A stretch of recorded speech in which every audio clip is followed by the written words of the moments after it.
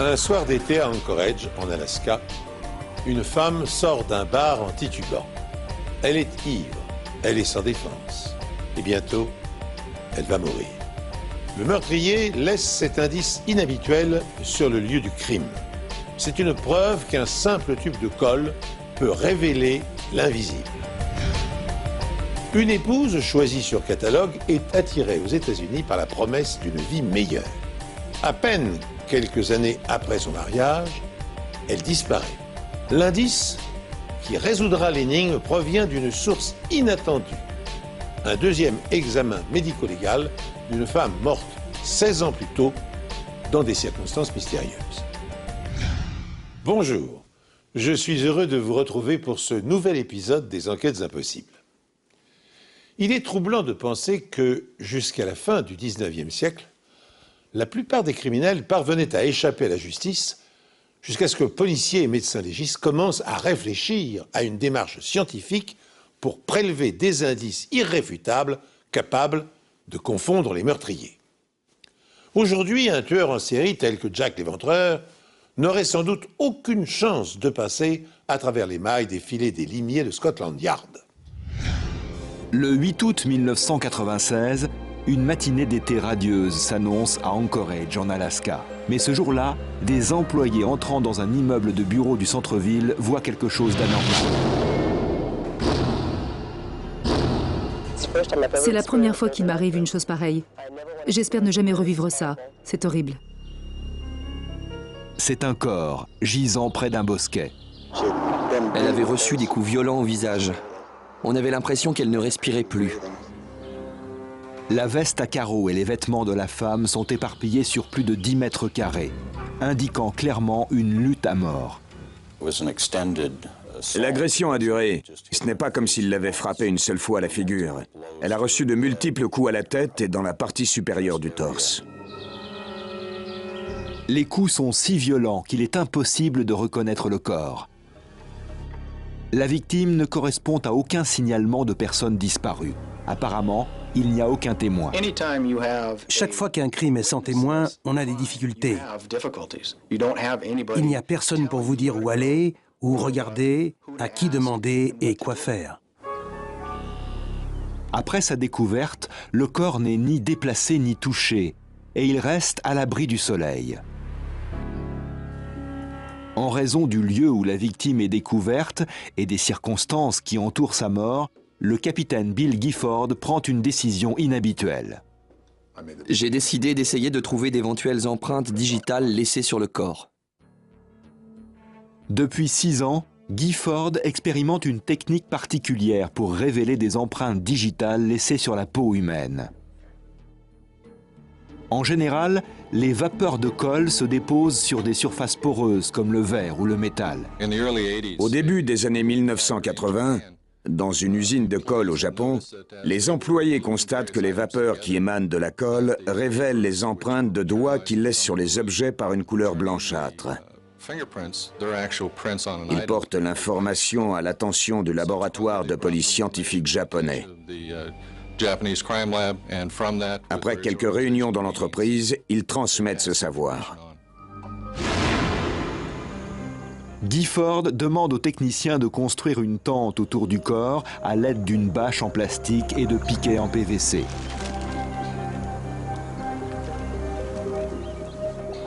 Il fait chauffer une casserole d'eau pour augmenter le taux d'humidité sous la tente.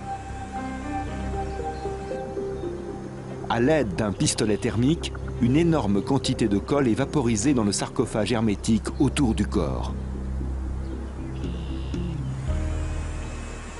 La technique secrète de Gifford consiste à utiliser plus de colle que n'en utilisent habituellement les médecins légistes. Dans ce cas, probablement 300 ou 400 fois plus que ce qu'on utilise normalement sur la peau.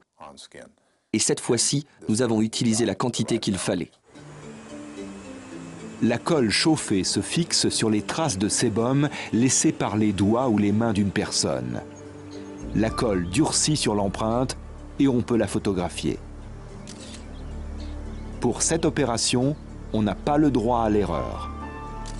Heureusement, dans ce cas, ça a marché. Sur la cuisse gauche de la victime apparaît une partie de l'empreinte de la main gauche du meurtrier. On était contents. C'était la seconde fois que l'on mettait en évidence une empreinte sur une peau humaine. C'était une étape importante. L'empreinte palmaire était d'excellente qualité. D'après la pente du terrain, l'emplacement de l'empreinte et les blessures infligées à la victime, je pouvais dire de quelle main il s'agissait. L'individu avait pris appui de sa main gauche sur la cuisse de la victime, pendant que de l'autre, il lui assénait des coups. Le prélèvement d'empreintes digitales sur une scène de crime et leur comparaison avec les empreintes de suspects est la technique la plus ancienne dont disposent les experts criminologistes. Sans cesse perfectionnée, elle demeure aujourd'hui encore l'une des plus efficaces pour confondre les assassins.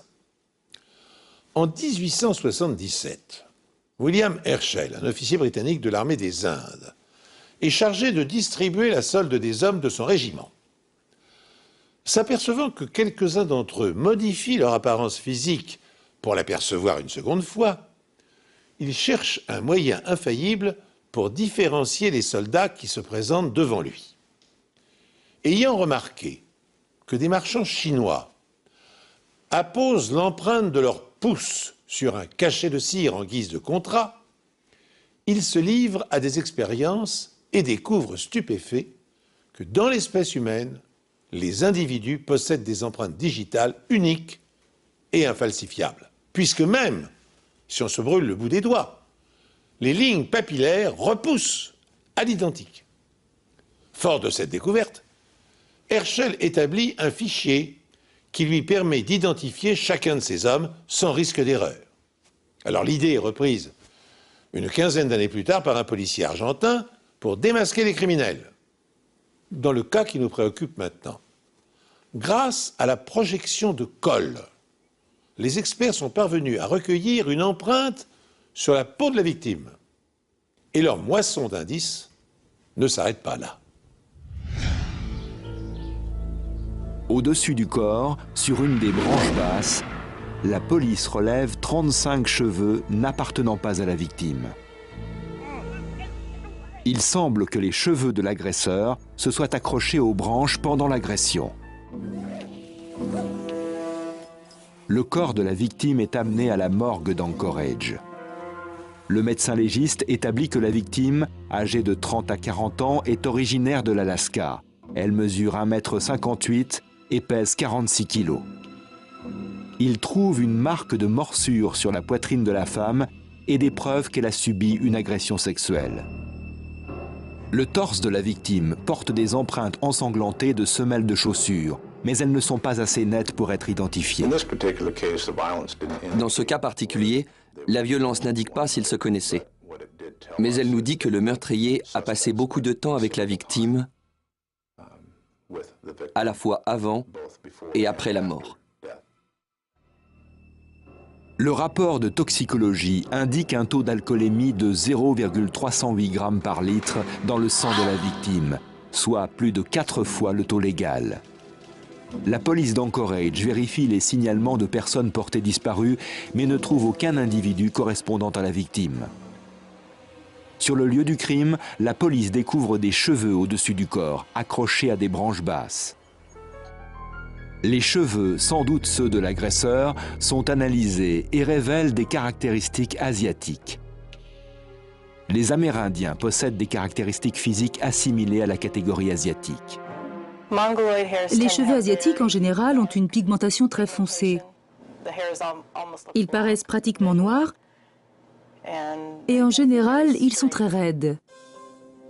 Les cheveux sont longs, entre 45 et 50 cm, et très inhabituels. C'est un des échantillons de cheveux les plus caractéristiques que j'ai jamais vus. Les longs cheveux sont décolorés. En raison de leur couleur très foncée, les cheveux asiatiques réagissent différemment à ce type de traitement chimique. Sous l'action du décolorant, une partie des pigments est arrachée, et si la réaction est incomplète, le cheveu devient presque orangé. La police recherche désormais un homme natif de l'Alaska portant de longs cheveux noirs tombant jusqu'à la taille avec une teinture orangée irrégulière. Nous ne savions pas qui était l'agresseur. Nous n'avions aucune idée de ce que cette personne allait faire, si c'était le début d'une série de meurtres. Pendant environ une semaine, nous étions très inquiets à l'idée d'avoir dans la ville une ou plusieurs personnes capables de commettre un crime aussi odieux sans qu'on puisse les identifier. En criminologie, l'étude des poils et des cheveux fournit de précieuses informations aux experts scientifiques. Comme dans l'affaire qui nous intéresse, elle permet de déterminer le groupe ethnique auquel ils appartiennent. Elle renseigne aussi sur l'état de santé du suspect, puisque au cours de leur croissance, les cheveux ont la propriété de capter poisons et métaux lourds comme l'arsenic, le plomb ou le mercure. On a ainsi pu rétrospectivement supposer que Beethoven était mort de saturnisme à partir d'analyses de mèches de ses cheveux qui avaient été conservées après sa mort. Enfin, si le cheveu d'un suspect est retrouvé sur une scène de crime, et si le bulbe n'est pas endommagé, il permet d'effectuer une recherche d'ADN et de déterminer sans risque d'erreur sa signature biologique. Un autre élément, prélevé dans l'organisme de la victime, va s'avérer précieux.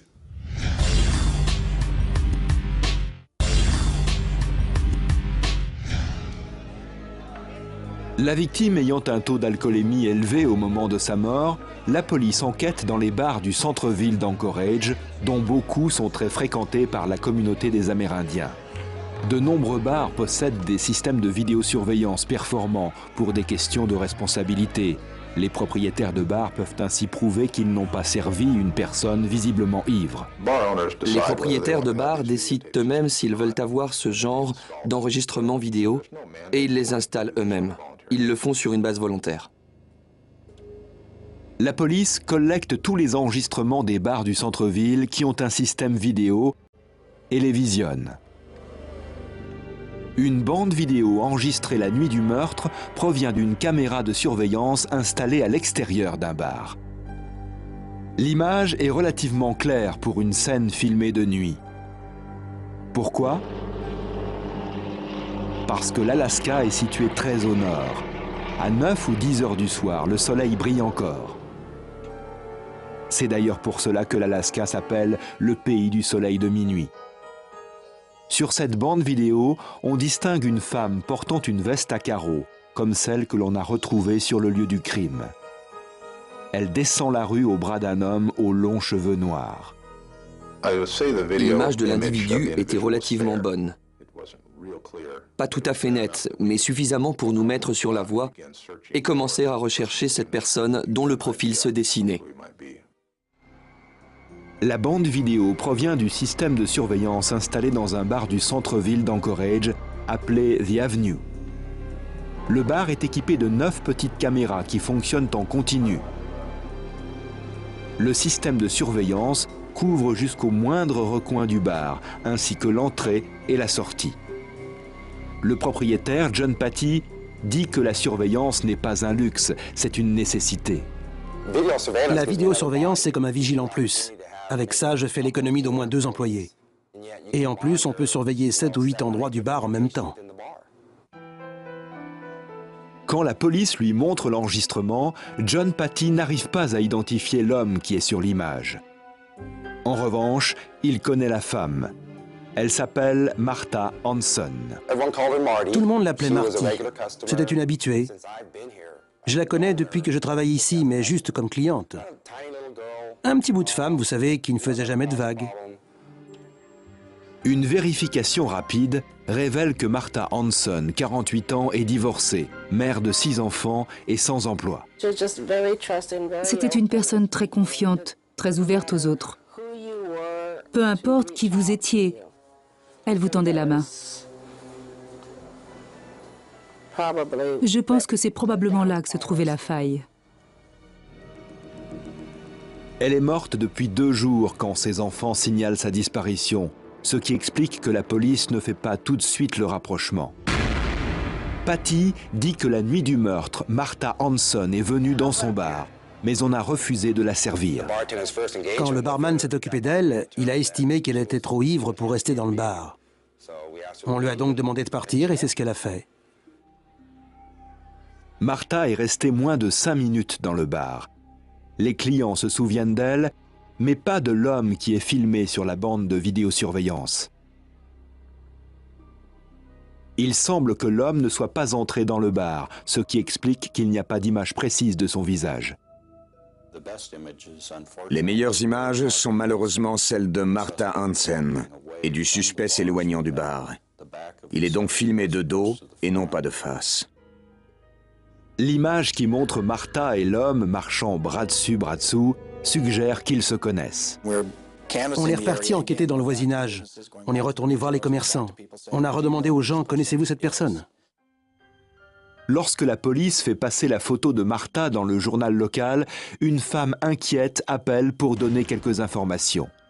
Elle dit qu'une semaine après le meurtre de Martha Hansen, un de ses amis lui a laissé entendre qu'il avait tué quelqu'un. Quand elle lui demande « comment ?», il lève les mains, indiquant qu'il l'a soit frappée, soit étranglée, ou les deux. Sa première réaction était de penser qu'il racontait une histoire. Il avait bu, il ne pouvait pas faire une chose pareille. L'homme s'appelle Evans Lee Curtis. Ses longs cheveux descendent jusqu'à sa taille. Curtis est sans emploi et n'a jamais été arrêté. Evans Curtis correspondait parfaitement à la photo de la bande vidéo. Curtis a laissé son pantalon dans la chambre de cette femme. Il ressemble à celui de l'image de surveillance. La police examine ce pantalon et découvre qu'il est taché de sang. Evans Lee Curtis est interrogé par la police, mais il nie toute implication dans le meurtre de Martha Hansen. Vous avez bien compris vos droits. Vous voulez nous parler de ça? Non, je préfère parler à un avocat. Il affirme que l'homme sur la vidéo est quelqu'un d'autre, qu'il n'est certainement pas le seul homme à Anchorage à avoir des cheveux longs. Mais ces cheveux longs sont particuliers. Ils ont la même couleur orangée que les cheveux trouvés sur le lieu du crime. Les cheveux du suspect avaient reçu un traitement chimique et ils étaient très longs. Le traitement était irrégulier sur la longueur. C'est ce que j'avais constaté sur les cheveux trouvés sur le lieu du crime. Cette indication, qui s'ajoute aux taches de sang retrouvées sur un pantalon qui pourrait appartenir à celui que portait le suspect sur la bande vidéo, ne constitue pas encore une preuve médico-légale. C'est pourquoi les enquêteurs veulent confronter l'empreinte palmaire trouvée sur la cuisse de Martha Hansen à celle d'Evans Curtis. La police prend des empreintes de ses mains, en insistant plus sur les paumes que sur les doigts. Les enquêteurs cherchent la ligne caractéristique entre l'index et le majeur qu'ils ont relevé sur la cuisse de Martha Hansen. La comparaison ne laisse aucun doute. L'empreinte trouvée sur le corps est bien celle d'Evans Lee Curtis. Cela lui crée un sacré problème.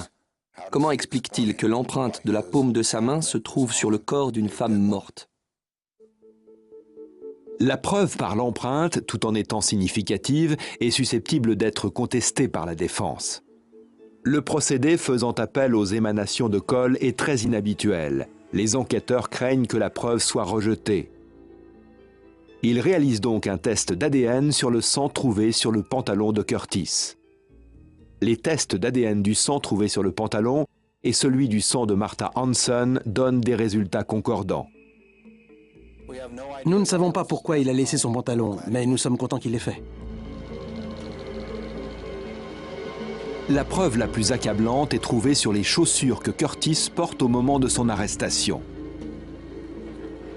Elles sont confiées à Jim Wolfe, expert en médecine légale. Dans une fissure de la semelle de la chaussure, résultant de l'usure, il trouve ce qui ressemble à une petite poche de sang. J'ai été intrigué par ce qui ressemblait à des empreintes de talons sur le corps de la victime. Cela correspondait à des taches de sang sur le talon de la chaussure, en réalité à l'intérieur d'un trou d'usure creusé dans la semelle. Wolf tamponne la semelle et en extrait le sang.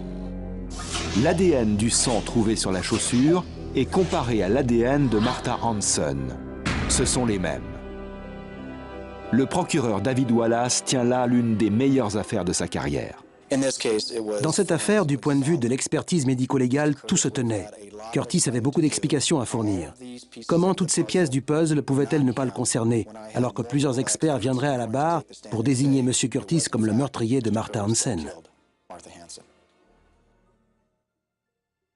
La police découvre que Curtis connaît la fille de Martha Hansen. Il a rencontré Martha à une fête quelques semaines avant le meurtre.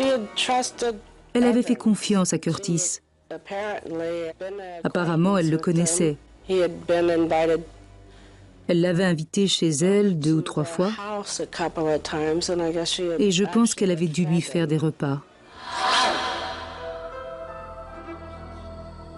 Les enquêteurs pensent que lorsque Martha quitte le bar The Avenue, elle tombe sur lui par hasard. Ils se reconnaissent et marchent ensemble, bras dessus, bras dessous, peut-être en direction d'un autre bar. Mais Curtis emmène Martha dans un lieu isolé et lui fait des avances. Quand elle le repousse, il l'attaque. Dans la lutte qui s'ensuit, Curtis s'emmêle les cheveux dans les branches de l'arbre, des cheveux qui ont cette décoloration orangée particulière.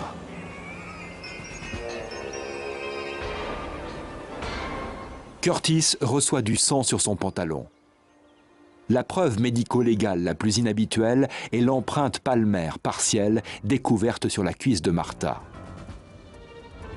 Lorsqu'il marche sur le torse de sa victime, le sang pénètre dans la semelle de sa chaussure. Comme il abandonne le corps sous les arbres, à l'abri du soleil et d'une trop grande humidité, les conditions sont parfaites pour la conservation des empreintes pendant plusieurs heures après le décès, fournissant une preuve ultime qui complète le faisceau de preuves accusant Evans Lee Curtis. Je ne connais aucun autre cas en Alaska où une empreinte palmaire, digitale ou autre, ait été relevée sur une personne décédée. Confronté à l'avalanche de preuves médico-légales, Evans Lee Curtis décide de plaider coupable. Il s'agit d'un meurtre sauvage. L'aspect du visage de la victime est choquant. Evans Lee Curtis est condamné à 99 ans de prison. Grâce à une enquête de police classique, un travail de police scientifique ultramoderne et un peu de chance. La bande vidéo, l'empreinte palmaire et d'autres preuves trouvées sur le lieu du crime dépassaient tout ce que l'on pouvait espérer. On essaie des technologies, ça marche. Sinon, on les modifie un peu et on essaie de nouveau. Mais pour identifier des personnes, il y a des moyens encore inconnus qui finiront par être utilisés, mais qui aujourd'hui sont encore inimaginables. La technologie médico-légale est cruciale dans de nombreuses affaires, que ce soit des homicides ou des simples vols. Parce que sans aveu, sans témoin oculaire, on n'a rien. Grâce aux expertises médico-légales, on rassemble des faisceaux de preuves circonstanciées comme jamais on n'aurait pu le faire auparavant. En lançant en 1973 sa Supercolle, la firme Kodak était loin de se douter que son nouveau produit allait entrer une vingtaine d'années plus tard dans la panoplie des outils utilisés par les experts de la police scientifique pour traquer les criminels. Dans la plupart des cas, l'objet analysé est placé dans une cuve de verre en face d'une coupelle contenant la supercolle. Cette dernière est ensuite chauffée et les vapeurs se déposent sur l'empreinte digitale. En séchant, elles forment une sorte d'enveloppe protectrice qui permet de conserver l'empreinte. Teintée à l'aide de colorants, elle sera ensuite comparée avec les empreintes stockées dans les banques de données. Au moment de commettre le crime, Evans Curtis était vraisemblablement dans le même état d'ébriété que la victime. Il prétend ne se souvenir de rien. En 1998, il fit appel du jugement le condamnant à une peine de 99 ans de détention. En vain, car une femme l'accusa de l'avoir agressé et violé 1 mois avant le meurtre de Martha Hansen. Un homme d'âge mûr jette son dévolu sur une jeune Asiatique en consultant des petites annonces matrimoniales.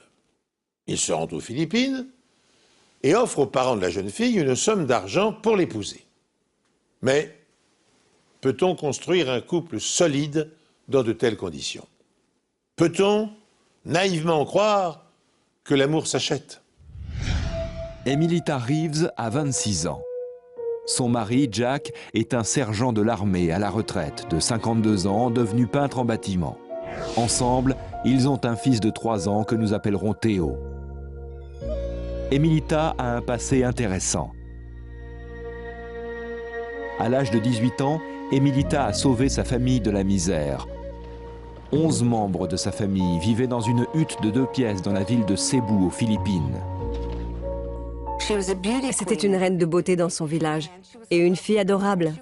Elle voulait aller à l'école, mais sa famille l'a persuadée que leur vie serait meilleure si elle épousait un riche Américain. À la demande de sa famille, Emilita fait mettre sa photo dans le catalogue Cherry Blossoms, qui présente des femmes à épouser. En 1987, Jack Reeves prend l'avion pour la rencontrer aux Philippines.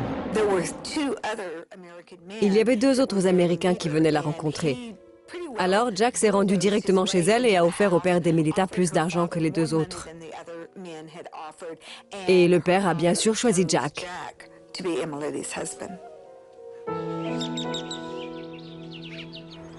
Une fois Emilita arrivée au Texas, Jack Reeves tient sa promesse et envoie $250, soit 200 € par mois, à la famille de sa femme. Une petite fortune comparée aux 2,50 € que gagne le père d'Emilita. Le 11 octobre 1994, Emilita Reeves va déjeuner avec des amis au restaurant Lotus à Arlington, au Texas. Pendant le déjeuner, elle confie à ses amis qu'elle n'est plus amoureuse de son mari. Elle aime maintenant quelqu'un d'autre, une femme, et veut entamer une nouvelle vie. Après le restaurant, Emilita va faire des courses. Elle ne rentrera jamais. Un peu plus tard, ses amis s'inquiètent de ne pouvoir la joindre, ni sur son portable, ni sur son bip, et appellent la police. Lorsqu'ils l'interrogent, Jack Reeves dit aux policiers que la disparition de sa femme ne l'inquiète pas spécialement. Il pense que sa femme s'est peut-être enfuie avec sa maîtresse. Jack adorait les films pornographiques, ceux où il y avait 2 femmes ensemble, ou des hommes et des femmes faisant l'amour. Mais il refusait absolument qu'Emilita sorte avec d'autres hommes. Et quand il s'apercevait qu'elle avait des amis hommes proches, qu'elle sortait avec eux, il se mettait très en colère. Reeves est convaincu que sa femme va revenir. Il était très détendu. Il disait aux policiers qu'elle rentrerait, comme toujours. La police retrouve la maîtresse d'Emilita, Mona Lisa Pate. Mona Lisa Pate a admis qu'Emilita et elle avaient une relation amoureuse. Elle reconnaît aussi qu'elle était avec Emilita jusqu'à 8 h du soir, le jour de sa disparition. Mais elle ne sait pas où elle a pu aller ensuite. 2 jours plus tard, on retrouve le véhicule d'Emilita abandonné sur le parking d'un supermarché à quelques kilomètres de chez elle. La police interroge de nouveau son mari. Au départ, il disait qu'elle s'était enfuie. Puis il a décidé de coopérer. Donc il a apporté au bureau de Tom Lenoir quelque chose qui pourrait, selon lui, aider à la retrouver. Mais même avec l'odeur d'Emilita, les chiens policiers ne trouvent rien. Ils commencent à penser que la disparition d'Emilita est liée à un acte criminel. En inspectant la voiture abandonnée d'Emilita, la police remarque quelque chose de suspect. Quand on a trouvé le véhicule, la position du siège était réglée pour quelqu'un de beaucoup plus grand qu'Emilita. Le volant n'était pas bloqué et l'alarme n'était pas mise. alors qu'elle faisait toujours soigneusement ces deux choses. Les soupçons se confirment lorsque la police apprend que tous les vêtements de la victime sont encore chez elle. Ils apprennent également qu'elle n'aimait plus son mari. Elle a même raconté à ses amis qu'un jour, Jack lui avait demandé de faire l'amour avec un de ses fils d'un précédent mariage. Emilita avait refusé. La police demande à Jack Reeves de venir au commissariat pour récupérer la voiture de sa femme, mais visiblement, il a quitté la ville. Il a emmené son jeune fils dans un endroit près du lac Whitney où il campe souvent. Au fur et à mesure que nous découvrons la personnalité de Jack Reeves, un malaise nous envahit. Ces meurtres dépravés nous font craindre le pire. D'autant que les enquêteurs ne tardent pas à apprendre que l'ex-sergent a récemment offert à son épouse la somme de 25 000 $ si elle consentait à ne pas le quitter. Mais des révélations plus alarmantes encore parviennent bientôt à la connaissance de la police. En parlant avec les amis d'Emilita, ils nous ont rapporté plusieurs conversations où Emilita avait montré à quel point elle était terrifiée par Jack, qui pouvait la tuer selon ses propres termes, comme ses autres femmes. Jack Reeves avait déjà été marié 3 fois, et ses deuxième et troisième femmes sont toutes les deux mortes dans des circonstances troublantes. Jack a épousé sa première femme, Amaryllis, alors qu'elle n'avait que 15 ans. Sa mère a ensuite fait annuler le mariage. En 1961, Jack se remarie avec Sharon. Ensemble, ils ont 2 fils. Alors que Jack est en Corée du Sud avec l'armée américaine, Sharon demande le divorce. Reeves rentre immédiatement chez lui pour tenter de sauver son mariage. Quelques jours plus tard, Sharon meurt d'un coup de fusil à la poitrine. Sa mort est considérée comme un suicide. Après la mort de Sharon, Jack retourne en Corée, où il rencontre sa 3e épouse, Myung Eul Chang. 6 ans plus tard, alors qu'il passe des vacances au lac Whitney, Myung est sur un matelas pneumatique et Jack cherche des appâts pour pêcher.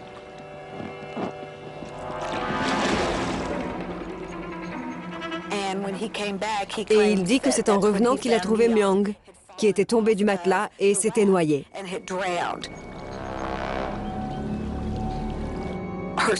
Sa sœur est venue à l'enterrement et a remarqué des bleus et des égratignures sur ses bras.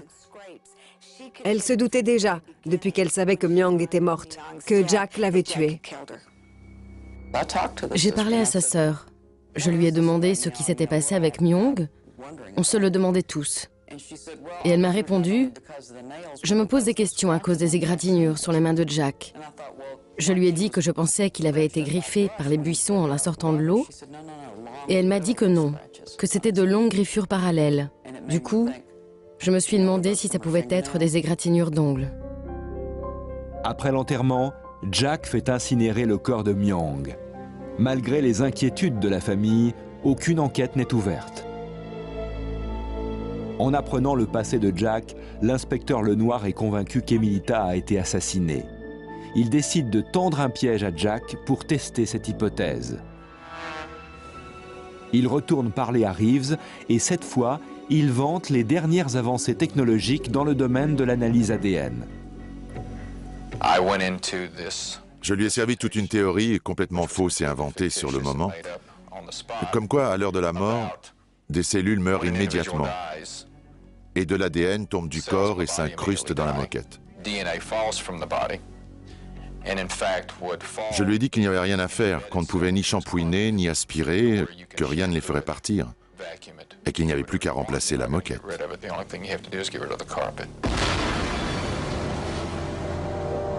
Le lendemain, la police qui surveille Reeves depuis une voiture de l'autre côté de la rue voit Jack en train de suivre ce conseil. Il remplace la moquette de sa maison. Il a mordu à l'hameçon. Il n'y avait aucune raison pour qu'il choisisse de faire ça à ce moment précis. Mais la police n'a toujours pas de preuves médico-légales contre Jack Reeves et ils ne savent toujours pas où est Emilita.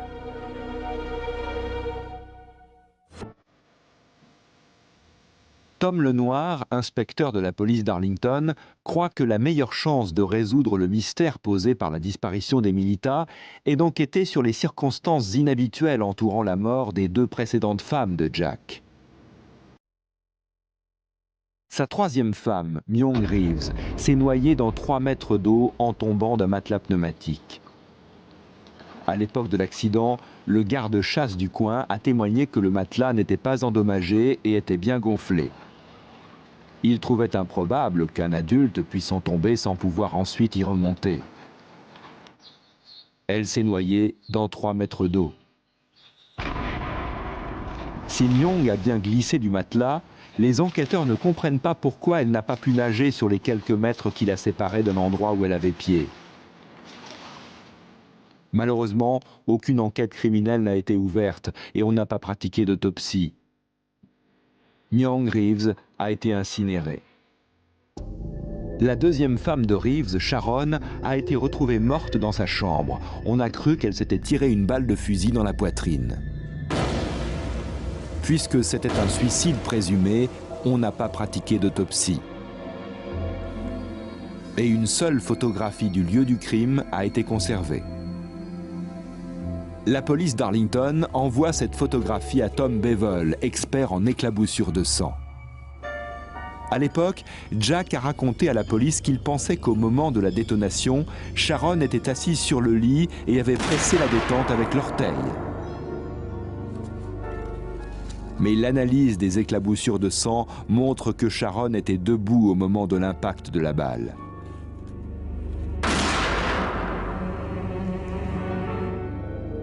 Le sang sur la cuisse de Sharon forme un L, ce qui montre que Sharon était debout quand le sang a commencé à couler de sa blessure. Puis, lorsqu'elle est tombée en arrière, il a changé de direction.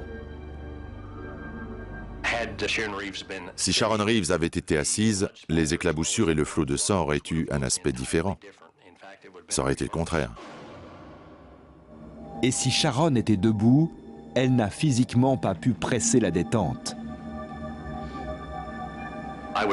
Je dirais qu'il n'est pas impossible, mais en tout cas très improbable que ça se soit passé comme ça. Des experts sont aujourd'hui capables de reconstituer avec précision les circonstances d'une mort violente, qu'il s'agisse d'un meurtre ou d'un suicide. Au cours des années 1930, le médecin écossais John Glessner constate que la taille et la forme des traces de sang permettent de déterminer l'emplacement qu'occupait l'agresseur par rapport à la victime. Il observe en effet que le sang qui tombe d'une faible hauteur forme sur le sol des gouttes larges et circulaires, alors qu'il produit de petites gouttes crénelées s'il s'échappe d'une artère tranchée d'un coup de couteau.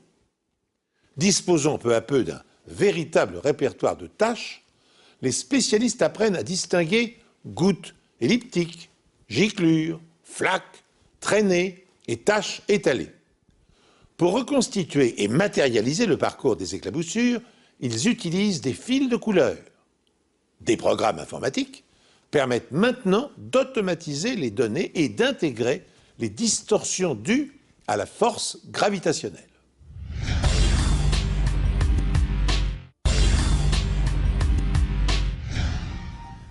L'inspecteur Lenoir a un doute suffisamment solide pour faire exhumer le corps de Sharon Reeves 16 ans après sa mort.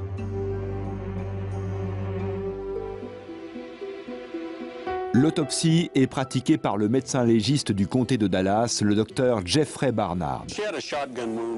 Elle avait une blessure par balle dont le point d'entrée était sur le devant du torse.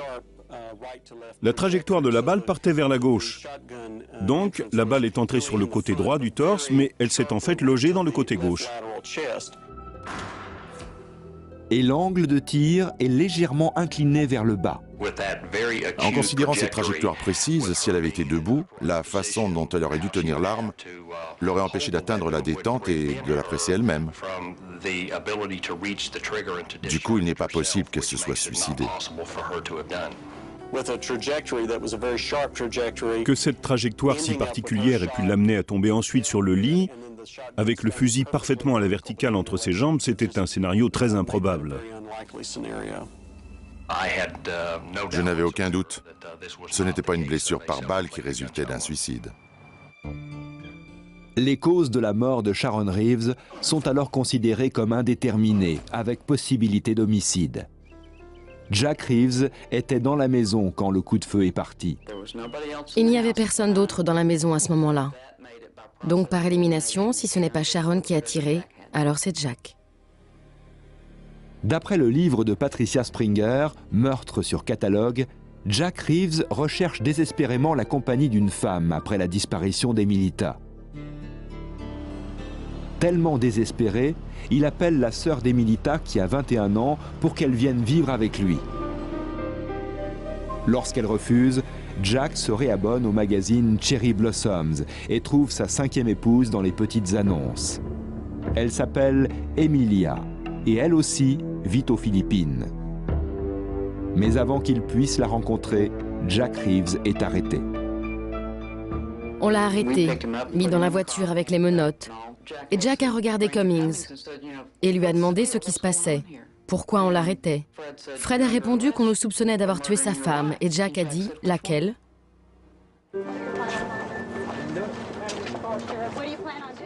5 mois après la disparition d'Emilita Reeves, son mari Jack est arrêté pour meurtre.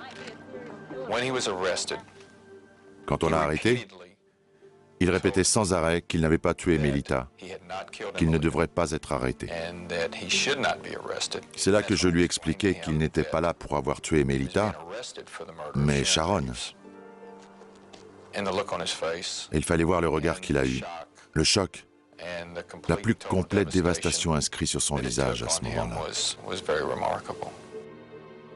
Sharon était la 2e femme de Jack, morte par balle 16 ans auparavant.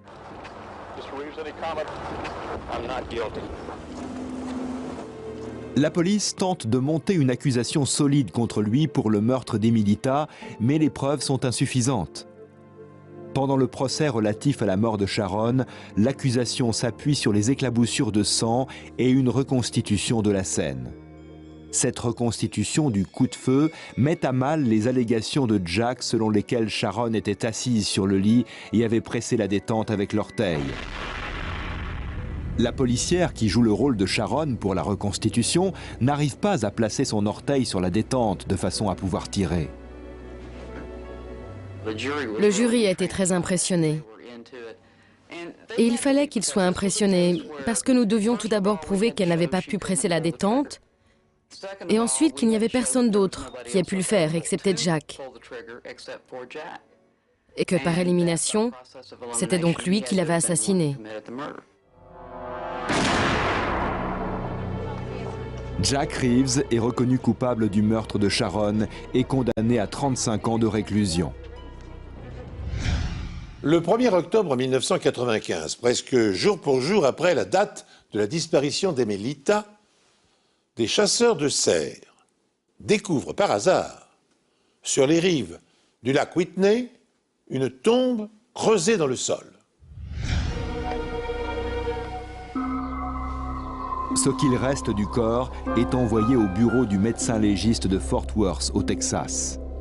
L'adjoint du médecin légiste en chef, Mark Krauss, arrive à identifier les restes en comparant la mâchoire qu'on a retrouvée au dossier dentaire d'Emilita. Ils correspondent. Elle a été trouvée sans aucun vêtement, bijou ou effet personnel, ce qui ne correspond pas au profil de quelqu'un qui s'enfuit. Il fait une découverte cruciale. Dans le sol autour des poumons d'Emilita, il trouve de tout petits organismes cellulaires appelés diatomées. C'est une trouvaille importante. Pourquoi? Parce que les diatomées vivent dans l'eau. En trouvant une relativement grande quantité de squelettes de ces algues unicellulaires, et à cause du fait qu'ils se trouvaient dans la zone où les poumons se trouvaient quand le corps a été enterré, et qu'il y en avait très peu ailleurs dans la tombe, on peut conclure que la victime a été noyée, qu'elle a avalé de l'eau contenant des diatomées, et que lorsque son corps s'est décomposé, les squelettes se sont déposés au fond de la tombe. Sa mort est alors considérée comme un homicide. Elle a été tuée. Son corps a été mal enterré, visiblement à la hâte. Et je suis plus que certain qu'elle ne s'est pas noyée accidentellement. Je sais qu'elle a été assassinée par noyade. Plus tard, la police se rend au lac Whitney avec Theo, le fils de Reeves, qui dit aux policiers de faire attention au grand trou en tendant le bras vers la tombe de sa mère. Il dit aussi que son père a fait mal à sa mère dans la baignoire. Il était possible, même probable, que Jack ait effectivement emmené son fils avec lui pour aller enterrer sa femme. L'enfant a fait des remarques qui montraient que l'environnement topographique lui était familier.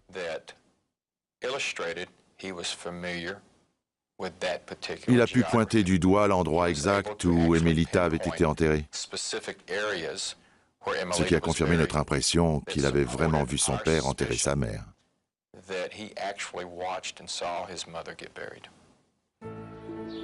Jack Reeves repasse en justice, cette fois pour le meurtre d'Emilita.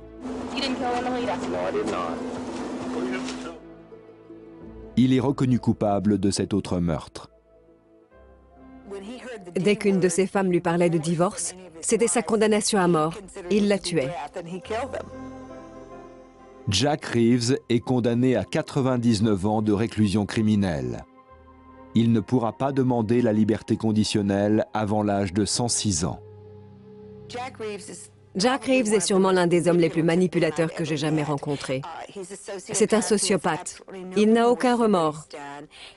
Il essaie de vous manipuler pour que vous croyiez qu'il est innocent et il est dit à le prouver. Il n'a aucune qualité qui puisse le racheter à mes yeux. J'ai interviewé plusieurs meurtriers au cours de ma carrière, mais Jack est probablement celui qui tue le plus de sang-froid. Jack Reeves est là où il le mérite, c'est-à-dire en prison, pour le restant de ses jours. Et c'est grâce à la médecine légale. On n'aurait rien pu prouver dans aucune des deux affaires, sinon. On n'aurait pas pu l'identifier, ni déterminer les causes de la mort, ni le faire condamner. Jack Reeves est donc le tueur en série de ses épouses. Et comme si les malheureuses victimes s'entraidaient après la mort, c'est Sharon, la seconde d'entre elles, qui a permis aux enquêteurs de soupçonner Reeves d'avoir assassiné Emilita et sans doute Myung avant elle, dont le corps avait été incinéré. Le profil psychologique des tueurs en série a fait l'objet de nombreuses études. Dans certains cas, des traits de caractère communs permettent d'anticiper leurs crimes à venir. Ils ont des tendances pyromanes et prennent plaisir à torturer les animaux. Et 60% d'entre eux étaient encore incontinents à l'adolescence. Sachez encore que le plus sinistre d'entre eux fut sans doute Henry Lee Lucas, né en 1936 en Virginie. Après avoir tué sa mère en 1960, il fut condamné à 20 ans de prison. Libéré 10 ans plus tard pour bonne conduite, il rencontre Otis Toole en 1976 et à eux deux perpétuent des dizaines de meurtres. Lucas préférant les femmes, Toole les hommes. Arrêté en 1983, Lucas confessa être l'auteur de 600 crimes, dont 199 furent confirmés. Il mourut d'une crise cardiaque dans la cellule de sa prison en 2001. C'est sur cette note peu réjouissante que se termine cette émission. Merci de nous rester fidèles et rendez-vous bientôt sur cette antenne pour un nouvel épisode de vos Enquêtes impossibles.